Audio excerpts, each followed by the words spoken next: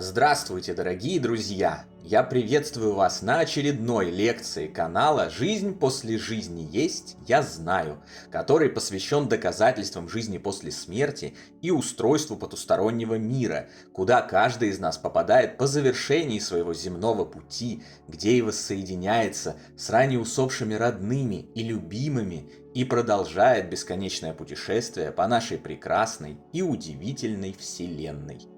Если вам нравится то, что мы делаем, вы можете поддержать работу нашего канала донатом по ссылке в описании видео. Благодаря вашей поддержке наши ресурсы остаются бесплатными для всех. Большое вам спасибо! Сегодня мы поговорим о несловесном общении с умершими и узнаем, каким образом оно работает, чтобы вам при желании связаться со своими отшедшими родными и любимыми было легче сделать это и разобраться в принципах работы такой потусторонней связи. Приступим! По мере моего погружения в изучение потустороннего мира и обучения общению с моими родными и близкими умершими, происходило множество событий и явлений, которые принято считать чудесными и даже фантастическими. О части таких событий, представив фотографические подтверждения и доказательства, я подробно рассказал вам в нашей первой книге «Жизнь после жизни есть, я знаю. Путешествие скептиков в потусторонний мир», других лекциях и публикациях нашего телеграм-канала. А сейчас продолжу разговор об этом. Одно из самых захватывающих и поразительных явлений, сопутствующих погружению в потусторонний мир и установлению связи с ним, это передача сообщений оттуда посредством несловесного общения, телепатически. То есть не просто в формате знакомых всем навязчивых бабочек, птиц, бьющихся в окна и прочих исключительно физических проявлений, а что называется прямо в голову, в образах живых картин и сцен. Некоторые из этих сцен были настоящими откровениями, до которых я бы ни за что не додумался и не дофантазировался сам. Об этих невероятных откровениях я обязательно поведаю вам чуть позже в отдельных лекциях. Подпишитесь на наш канал и нажмите колокольчик, чтобы не пропустить. А пока несколько слов про сам способ и механизм такого потустороннего общения, чтобы вы поняли, что для всех нас он не только естественен, но и даже желателен, поскольку гораздо более емок в смысле объема передаваемой информации. А в будущем все мы будем общаться мыслями и без слов, как после смерти в тонком мире, так и во время физических воплощений в мире плотном. Более того, не удивляйтесь, но каждый из вас уже использует этот способ общения в повседневной жизни, даже если и не догадывается об этом. Как? Все по порядку. Мы привыкли к тому, что чтобы сообщить кому-либо что-либо, нужно использовать ограниченный набор букв, выраженный в звуках. Если для сообщения используется специализированное биологическое устройство физического тела – рот, или письме, если для сообщения используются другие биологические и материальные приспособления – карандаш, бумага, смартфоны, социальные сети и так далее. Буквы мы складываем в слова, слова в предложения. Таким образом и общаемся. Таким образом объясняем, изучаем, познаем, передаем, открываем, понимаем и делаем почти все остальное. Однако есть другой, гораздо более продвинутый способ сообщения друг с другом – несловесное общение или телепатия, то есть передача мысли напрямую от одного живого существа другому, от одного сознания к другому. Телепатия – это не выдумка, не плод фантазии вашего покорного слуги или любого другого автора, пишущего на потусторонние темы. Телепатия уже довольно давно доказана многими заслуженными учеными и подтверждена во множественных экспериментах с угадыванием скрытых от реципиента карточек с числами, фигурами и картинками животных. Об этом не принято широко распространяться, информация об этом намеренно ограничивается заинтересованными в этом лицами, но мысль действительно передается на расстоянии без непосредственного контакта, как и ваш интернет по Wi-Fi. Это несомненный факт. Сознание живых существ способно общаться между собой в кавычках по воздуху, без каких-либо приспособлений.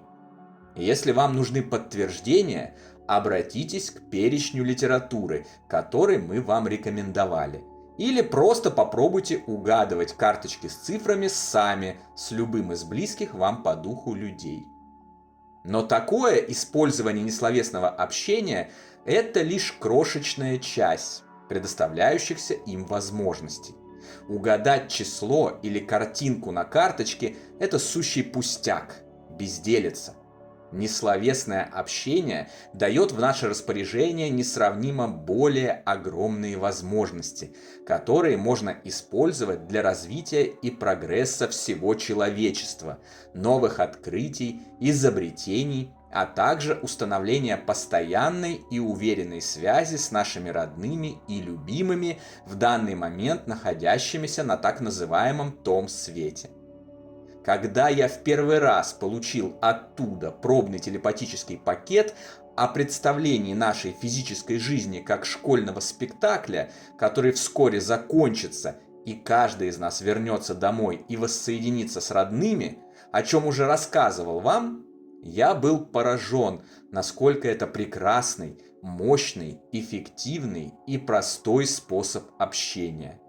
Только в тот момент я понял подлинный смысл информации из сотен книг о том, что духи после смерти их тел в физическом мире общаются друг с другом в том мире без слов.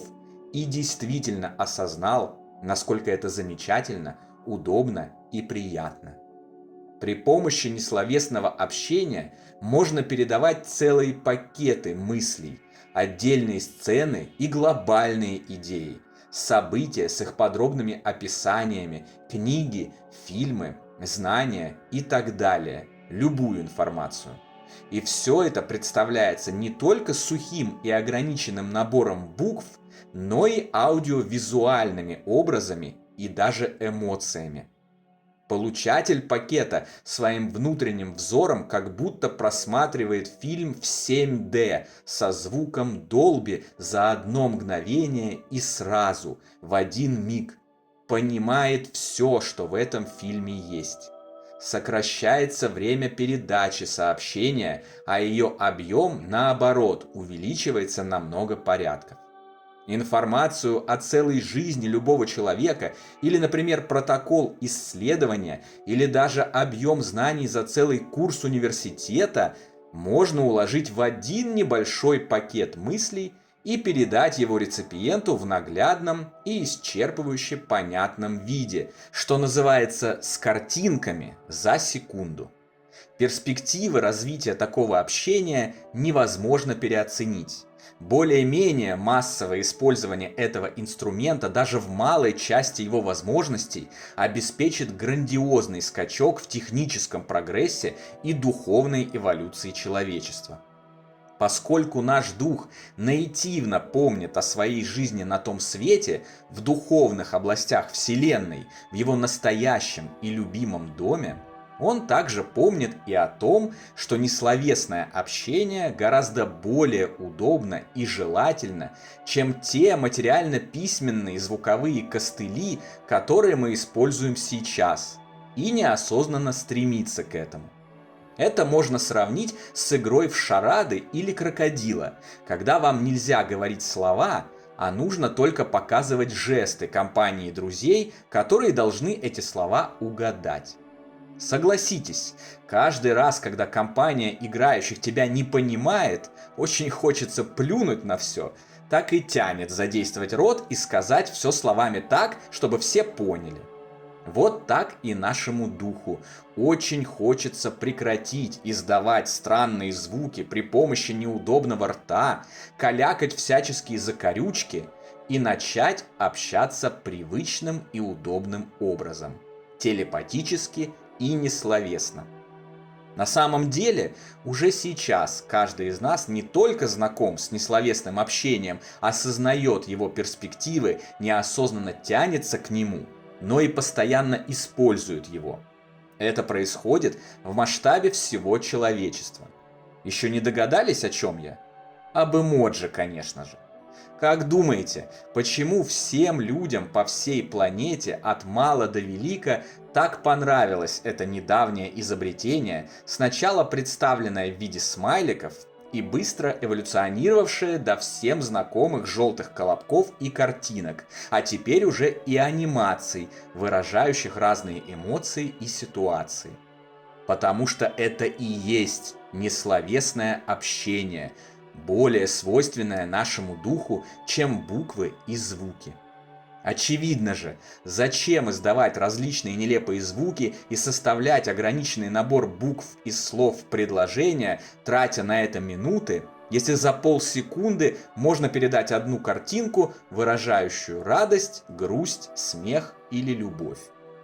Нарисую вам гипотетическую ситуацию, а вы скажите, что вы выберете. Вы хотите признаться в любви своему другу или подруге. Что лучше? Подбирать слова, напрягаться, пыжиться, стесняться, краснеть, сбиваться и пыкмыкать? Или сложить пальцы в образ сердечка, посмотреть на избранника или избранницу глазами полными любви и передать ему или ей эту мысль без слов? Ответ очевиден. Если вы читали нашу книгу «Путешествие скептиков в потусторонний мир», то помните, что наше общение с моим самым родным и близким человеком, покинувшим земной мир, уже знакомым постоянным зрителям канала Даней, началось именно с эмоджи.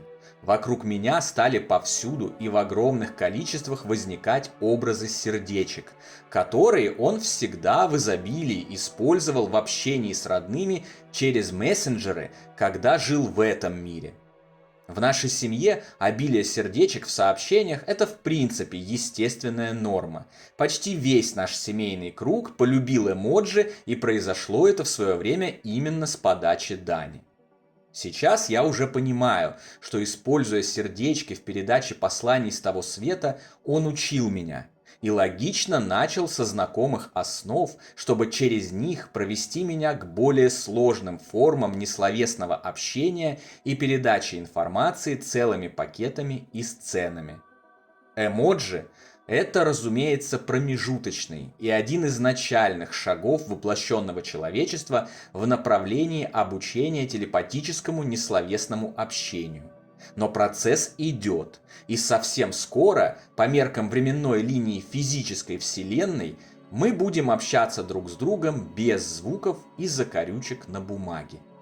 Многие мечтают об изобретении прибора, при помощи которого можно будет связываться с усопшими родными и любимыми, как мы это делаем в плотном мире, при помощи телефона общаясь друг с другом.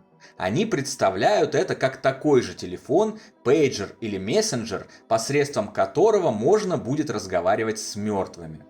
Как это часто бывало на протяжении нашей истории, человечество в очередной раз слышит звон, да не знает, где он, направляя свои усилия и устремления не в ту сторону. На самом деле, такой прибор уже давно изобретен, и называется он телепатическое несловесное общение. Этот прибор, метафорически выражаясь, нужно просто взять в свои руки, изучить, прочитать инструкцию по его применению, научиться обращаться с ним и начать повсеместно использовать. Однажды сделав это, человечество получит в свои руки невероятный инструмент духовного и технического прогресса, утешения скорбящих и горюющих, образования, отказа от зла, жестокости, насилия, стремления к свету, добру и любви. Дело за малым – сделать первый и самый важный шаг. очиститься от скептицизма, неверия, сосредоточения на печальных мотивах и открыться этим удивительным знаниям. А дальше дорога, которая всегда возникает под шагами идущего, обязательно выведет всех нас на самые лучшие и самые прекрасные пути. Ну а на сегодня это все, дорогие друзья. Дополнительную интересную и полезную информацию за пределами лекций, ответы на ваши вопросы о жизни после смерти в целом и по этой лекции в частности, а также познавательные статьи о потустороннем мире вы найдете в нашем телеграм-канале. Ссылка на него, как всегда, в описании видео и на экране. Добро пожаловать! Встречаемся на новой лекции здесь же, на нашем YouTube-канале. А пока всего вам самого лучшего, волшебного и замечательного.